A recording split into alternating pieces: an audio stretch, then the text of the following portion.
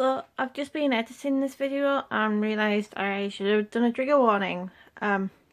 First of all, my condolences to Caroline's friends and family. Having experienced a loss through suicide, I know how difficult it can be. So major condolences to them.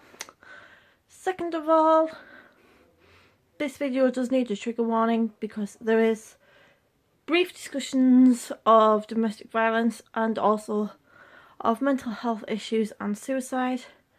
If you are going to find yourself being affected by these topics, then you might not want to watch this video.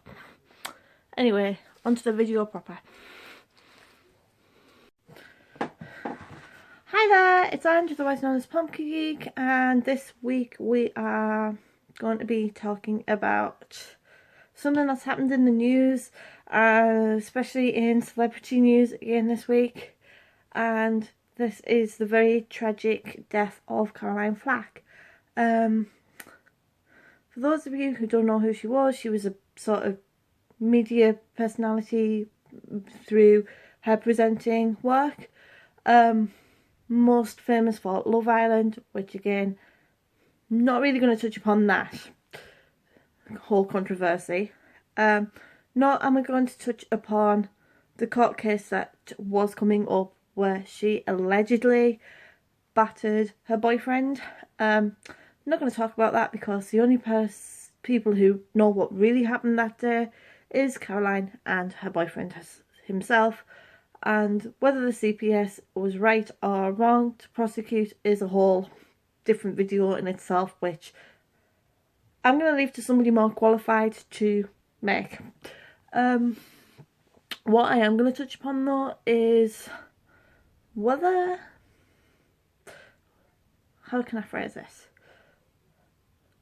Okay, so it's come out today that she apparently committed suicide. I say apparently because as far as I've been able to establish through my research, it hasn't actually been officially confirmed, so I'm going to use apparently until that is the case. And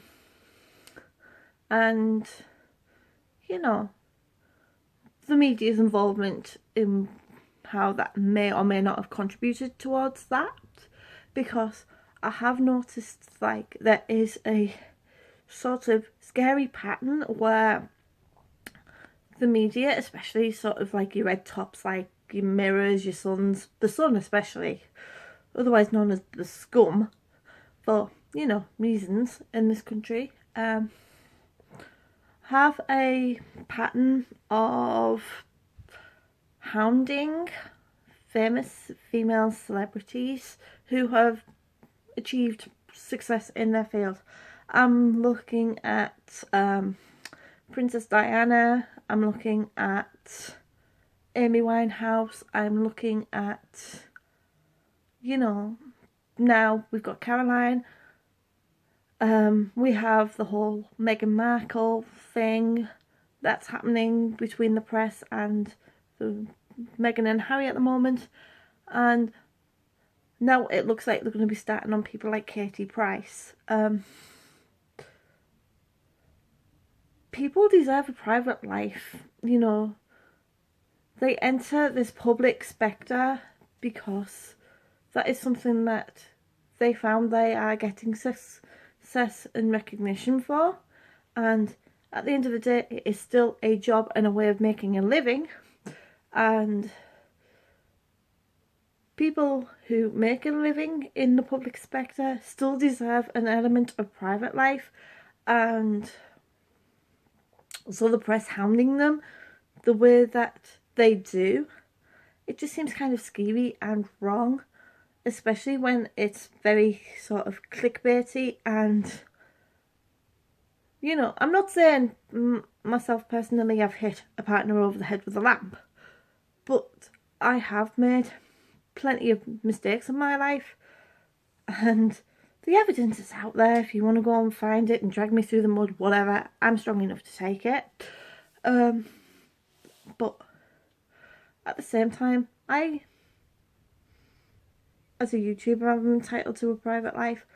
Caroline as a presenter was entitled to a private life. Amy as a singer was entitled to a private life. Katie Price as whatever she classes herself these days as is entitled to a private life. And as humans we are going to make mistakes. Everybody does. Nobody is perfect. Does the fact that they have success and recognition within the public mean that their mistakes have to be dragged through the mud in the press in the way that the press is doing? No, it really doesn't, because at the end of the day it's none of our business. You know? But so that's the first thing I wanted to say. Yes, Caroline made mistakes. Caroline was facing the consequences of her mistakes. She was going to be going through a trial, and until that trial was over and done with, nobody should have been really speculating about that. Yes, report the trial fairly, because I guess that is public interest, but reporting it fairly and then all of the speculation and the mudslinging and the like that happened, there's two different levels, you know. If it was, say, somebody like, okay, I'm going to use an example from the past. Craig Charles was going through the court system because he'd also been accused of doing something horrible towards a partner. I don't recall, though this might be to do with my age at the time, him getting the same level of scrutiny and the same level of vitriol as Caroline Flack got. And I don't know if this is now saying something about our culture and the way that the internet is now becoming more prevalent, about how she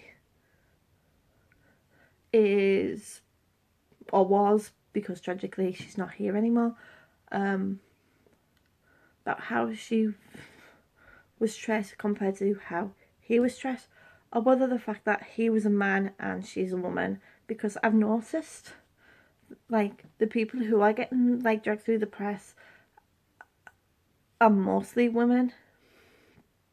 Don't recall men getting the same treatment as Caroline Flack did. I may be wrong, and I may be reading the wrong things to find that, but that's just my observation. The other tragic thing about the Caroline Flack case, if indeed she did commit suicide, is the evidence of her on her social medias about how she was trying to reach out for help and it just wasn't there. I've seen one post doing the rounds on Twitter today where it's something like, I'm paraphrasing it slightly because I can't remember it exactly, how she had reached out to somebody and tried to talk to them, and they described it as something like exhausting or depressing, or, you know, something derogatory. I can understand that not everybody is cut out to take on other people's problems, shall we say, but at the same time, people, if somebody is trusting you enough to go and talk to them, trusting you enough to talk to you, and you don't feel able to, like, respond, you don't have to respond in that way. It might just be enough that you're willing to listen, or if they are needing more help than you are able to provide, be honest with them, but be nice about it. Just say, look, you need help that I'm not able to provide, but this person can, or this person can, or I will come with you to an appointment with your doctor to get the help that you can provide. There is ways that you can still support a person without having to be that person. But it does say a lot about our mental health systems and the way that people perceive mental health stuff. And And like the way that media treat people, like who have mental health issues, and then pile it on and pile it on and pile it on and just make it worse. I don't even know where I'm going with this point. Let me try and get back on point.